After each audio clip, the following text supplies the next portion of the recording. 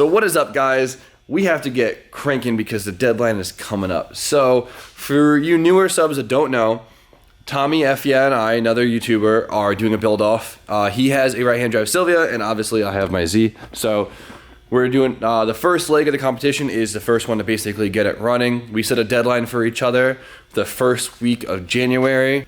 We're basically saying by the 7th. So that is this Sunday, and it is Wednesday, and that's not a lot of time, especially if I'm waiting on parts still. I'm still waiting on my power steering stuff. I don't know where the hell it is. That's scary.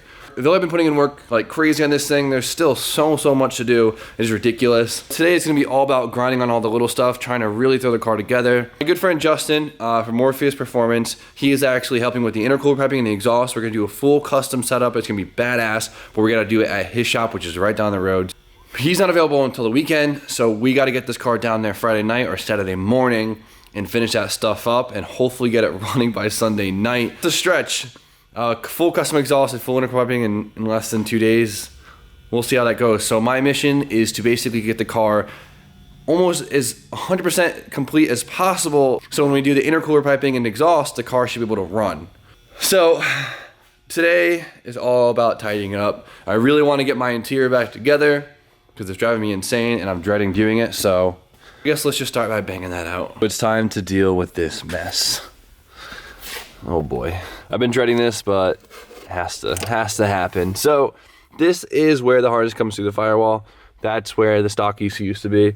And you can see there's a metal box there, and then this was also there. The red box levels the power steering, and then the orange box is for your cruise control. At least I think it is. So I don't have cruise control anymore, so I'm gonna remove the orange box, and I don't have auto training anymore, so I'm gonna remove the auto training module. This is our engine harness right here, this big mess of wires.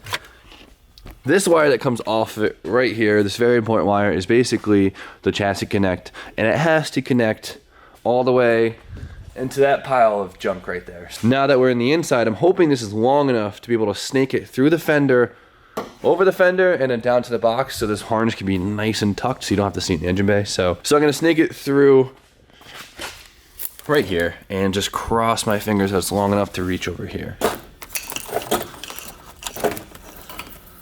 Have just enough harness. That is fantastic news. Hell yeah. So we got the interface plugs right here, nice and perfectly in spot. Following the factory harness into the grommet and then inside.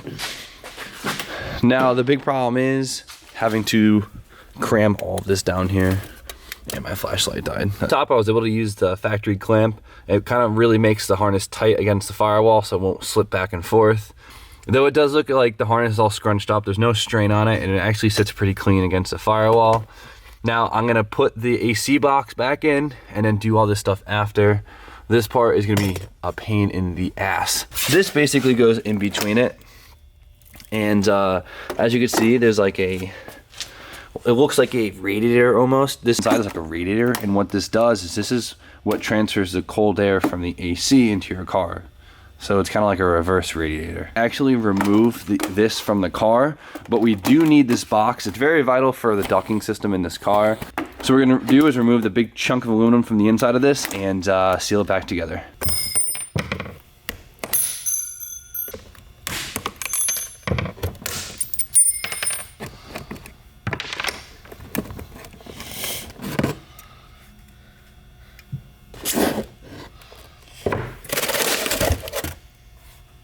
Well, this is a nice chunk of dense aluminum. This thing's actually like pretty heavy, so this will be a nice little weight reduction out of the cabin. You could save this if you're gonna put AC in your car again, or you could scrap it and get like 40 cents, but. All right, so now we're down to just the bare shell. So this is gonna be nice.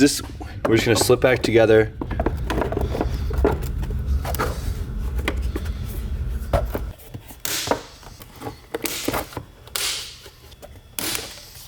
And the last thing we gotta do is just seal up this hole right here, just so the air doesn't leak out. The box is now all sealed up. Make sure this doesn't leak air anywhere. And removing the AC box or putting it back in, I swear sometimes it literally just pops right out and it's like the easiest thing ever. And other times it's miserable and I hate my life. So hopefully it'll be that nice pop way. So, all right, so the box is now in. Now I can spend the time and get all these nuts and bolts and trim pieces back in, hopefully not mess it up. Slowly but surely, it's coming. All right, so the glove box and trim is all in. I'm gonna leave it all exposed on the bottom. I'm hesitant to put it all back together until I know the car is actually gonna run, just in case. But I wanna get the center together because this could actually all, you know, be together. Shift boot is pretty dusted, but we can make another one or buy another one, whatever. The USDM left-hand drive, shifter, boot, cover, lid, whatever you wanna call it, actually fits on the right-hand drive car. I honestly think the left-hand drive center console is actually the exact same thing. If there wasn't so many plugs in this one to make it a pain in the ass to take out, I would try it, but this one's cleaner anyways.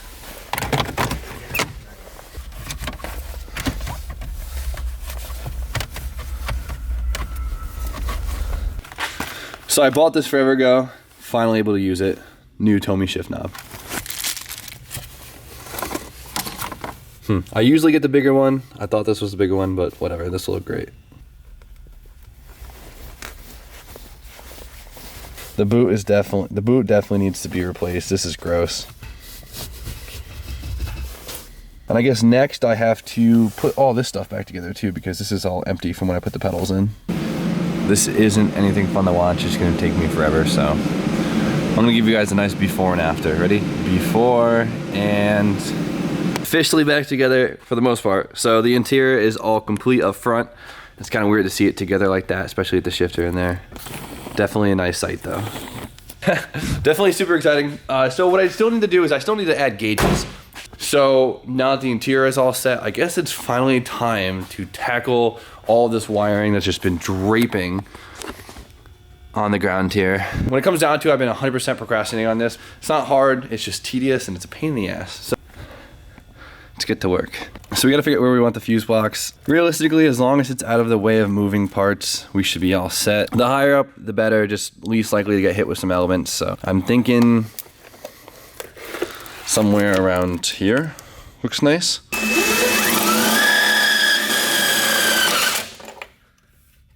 Okay, so you can see I self-tapered a hole right up top to mount it down. And this thing's pretty freaking sturdy, but I want one more point to make sure it's on there. It's not a lot of pressure on this, so nothing's gonna be really acting against it to wanna rip it off, but the factory has 2 mounting points and there's a reason for that. So this mounting point isn't gonna work out unless I use like a huge spacer, but I happen to find this like L bracket right here in my toolbox. I don't know, I always save these when I take things apart. So I'm gonna use the factory hole right here and bolt it to the fuse panel.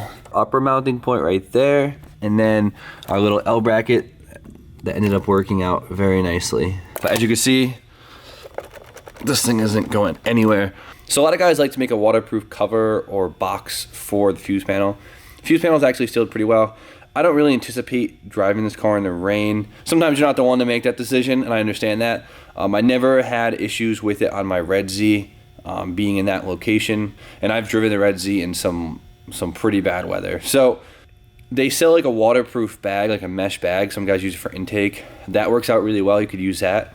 For now, I'm just gonna leave it like this. I'm happy with it, and we'll just go from there. The first stuff we're gonna address is the chassis connects. These are the 2 that we made from the SR harness, and they're gonna plug into this one and this one. This one, it's not being utilized, so we can kind of tuck it off to the side. This one worked out pretty well actually. So I took the bracket that was sitting on and I cut off the extra connector on the bracket, and I was able to basically bolt it to an OEM hole right here, and it sits really nice and tucked up, nice and tight. I love being able to reuse the OEM brackets and mounting holes because it just, you know, it looks OEM and it feels OEM. So that's basically all set. Out of the way and up and tight. I'll just zip tie these wires now to keep them out of the way. Perfect. This part isn't hard, it's just tedious and you have to be very creative. As long as you're making sure that 1, you could assess it somewhat easily in the future, and 2, you know it's gonna hold, and 3, it's not in the way of anything hot or moving, then you should be all set. So as long as you follow those 3 rules, it's not that bad. Let's work on this ABS sensor. So I rebolted up the factory ABS sensor. It actually bolts just like this. I had it dangling because I was just lazy from when I put the knuckles back on. I mean, luckily we just plug it in right here. So all we have to do now is just lock this up out of the way just so it doesn't move around. So let me find like a bracket and see what we can do. So this one worked out pretty decent too. So I actually found a factory zip tie holder. I bolted in right here to hold the base of the harness. I came up and I got this little strap clamp, but I don't even know what the hell these are called, but it actually holds the base of the harness in place right here, tucked away. So this will be behind the fender liner now. And the ABS sensor, I could still detach it if I had to change it, but it's nice and tucked up against the rail. It's not going anywhere. I'm actually pretty happy with that. So this side is now looking pretty good. So now we have the right side of the car. This one's gonna be a little bit more difficult, but not too much. All right, so this stuff right here, this is for like the turn signals and the blinkers and the bumpers, so we could put that off to the side. That does not need to be tucked anywhere. The harness right here is our trans harness that we ran a few days ago. So this basically has power from the alternator, starter trigger, and trans sensors. So plugging into the stuff that's all the way tucked up right here. On this longer harness right here, this is our power steering sensors right here. This is our ABS sensor plug. These are interface plugs that used to be on the VG harness that we're not using anymore. So we could basically tape this out of the way. Have the trans harness plugged in. Everything we need is just clustered right here. So essentially the main goal right now is to just get this wire out of the way. Well, I don't know exactly how I feel about this, but this is what I ended up coming up with. So I found these two brackets in my bin of just random bolts and stuff. And they were kind of weird shaped. I bent them into shape. And I put 2 layers of shrink wrap on them so it gives it like a nice cushion, soft feel, so it's not like rigid against the harness. I also put a piece between the harness and the frame rail just so there's no rubbing there. Definitely nice and sturdy. It's out of the way. And then for the rest of it, I just have them all zip tied together on a factory hooking point up front. I don't know what the hell it was used for before, but it holds them all nice in one spot. It's not like the best looking thing ever. I don't know exactly how I feel about it. I want to de-lume this. And I want to take all this old crusty loom off. It's not going to look that amazing, but it's going to work. Having harnesses zip tied to random body panels is kind of an OEM move, so I never really feel too bad about it as long as it's in a safe location. So, well, unfortunately, RJ is here. Hello, RJ. Hi, Jimmy. So I decided to de-crusty loom this part of the harness just so it's cleaner to snake inside, because with this it's just crusty and bulky and it'll get in the way. So I snuck in here because Jimmy leaves his keys outside like an idiot sometimes, and he had the heater going, so he couldn't really hear me walk in, but he saw my shadow and that screwed me over.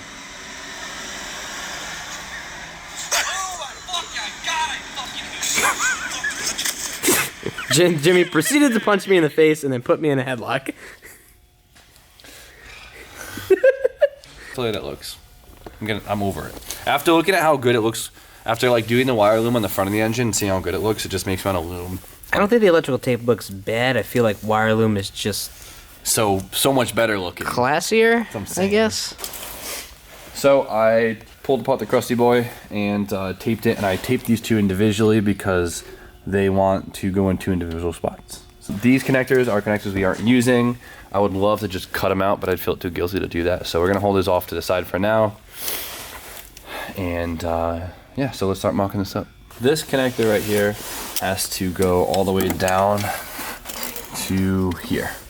So we got plenty of room on this one. ABS line right here is gonna go till about here. So now that I noticed that, I could pull it out and kind of bunch the wires up more back here so they're not in here.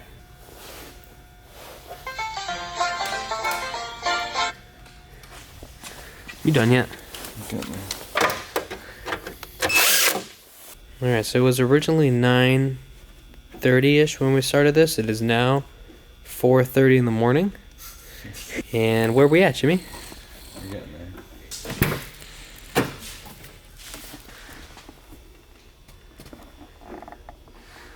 Oh, you poor neglected car. I feel for you. It's never ending.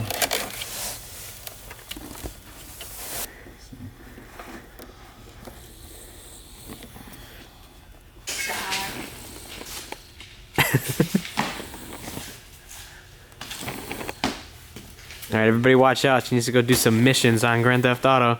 I'm gonna kill you. Stay out of her way. Oh, Jimmy has his big coat on today. Must be cold. It's because he's a big doofus. Well, he never wears this. Ah. So this side is all done. I don't really care for that. It looks a little clunky. I added a fastener here, and then of course the two big main ones. I might add another one on the main just to make myself feel better. And then we have the other line come down through the brake lines. And then we had the power line that I ran yesterday coming from the starter, running up and over. That also has a fastener on it too. That looks nice and clean. We should be all set. The wheel doesn't even come close to this, so don't worry about that, because I know that's probably a thought to a lot of people. There's no big draping wiring from the front of the car. So the only thing that's left is the headlight wiring, but that's easy. It just basically plugs in from the back, and I want new ballast anyways, so we're gonna hold off on that. Besides that, all the wires all tucked up, and the bay's looking a lot cleaner. Cannot wait to get my new valve cover on, because it's gonna just make the whole bay look so nice and clean and together. Not having a valve cover on makes this thing look so like incomplete and dookie, but it's supposed to snow really bad tomorrow, but if it doesn't snow that bad, my valve cover should be finished, which would be 6, so we picked it up and put it on. Since I'm getting it from Logan Steel, can also get the piece I need to make a throttle cable bracket so I can put my throttle cable on, because it's just kind of draped over right now. But I'm still so pumped about this. Having the lights work and having the interior all back together. It's really exciting. It's starting to really look like a car again, and I'm getting pumped. We're on the final stretches.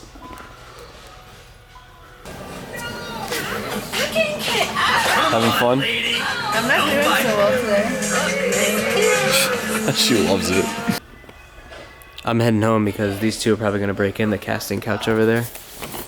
I don't really want to be here for that. So no big install today, but there was a lot of tidying up has been done. A lot of things I've been putting off for a long time. It might not look it, but it took me a long time to put it all together. Just a lot of small, stupid stuff. Really cool to see this all back together. It's like really motivating, actually. I love it. I can't wait to drive it. All the wires that were draping there forever are now finally up. Like I said, it's not hard, it's just a long, tedious process, but wires came out great. They're all nice and tucked up. Now I don't have to worry about it. The wiring is almost fully done on this car, which is sick. I still got to wire fans up and I still got to wire gauges. So there's that. But hopefully the snowstorm doesn't postpone it. I'll get my valve cover tomorrow, and that will really bring the whole bay together. And then this weekend, we're going to drop the car off at Justin's and then do the whole intercooler and exhaust with him. And hopefully this thing should run. So if you guys are still watching, means you're pretty loyal subscribers, and your opinion matters more to me than anyone else. So Tommy and I have been talking about the first stage deadline being the first week of January. So we've been saying January 7th is the last day. Now, I'm very, very confident my car will run and drive by the 7th if we hustle, and it's a very doable possibility. It's not bad at all, but there's still a few little parts that I would love to order before I run the car, because I just want to basically put the car together once and just have it together for a while, instead of having to literally start the car to just prove that I finished it and then take it apart a few days later just to put more parts in it. It's just little stuff. Like, I'd love to get, I still got to order the gauges. I realized I need to do a different fuel pressure regulator with the Greddy intake, and I still need a clutch line, and it's just a bunch of little stuff that I don't want to have to rig just to start it.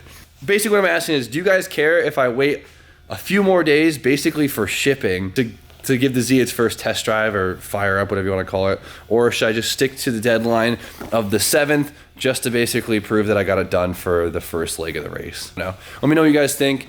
I would love to just postpone a few days so I can get these damn parts and just have it done once, but whatever. Now, good progress. Fantastic. Cool. It's cold. I want to go home. I'm hungry. I'll see you guys later. Have a fantastic night. Like, comment, subscribe. Stay tuned for more content. Goodbye.